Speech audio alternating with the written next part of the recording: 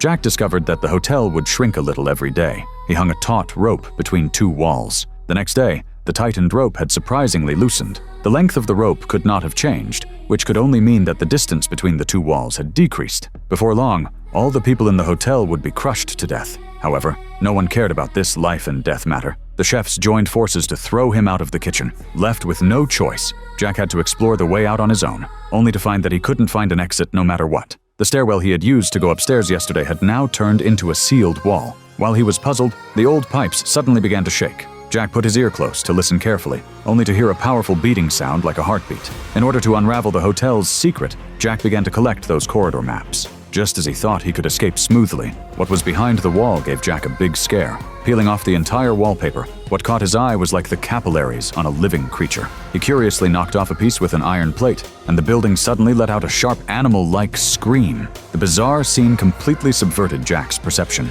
When he came to the room, he found that there were many more people. They were all residents who had lost their rooms due to the hotel shrinking. Jack immediately realized that leaving the hotel was a matter of urgency. So he gathered all the people who didn't have rooms to look for corridor maps. When Jack came to his room, exhausted, he found that the notebook he had asked them to copy the maps on was empty. The vagrants had also eaten all the food he had brought and occupied his room. These people just wanted to reap without sowing and had no spirit of dedication at all. Jack's anger instantly erupted. He picked up a broom and drove everyone out of the room. However, the long search for an exit had already left Jack in a state of collapse. He vented his helplessness in the room, but accidentally discovered a strange passage. The passage seemed to be distributed with an organism's blood vessels. He entered this passage alone, hoping to escape. At the end was a peculiar creature that looked like an octopus. This is a movie that premiered in 2025, called Mr. K double quote.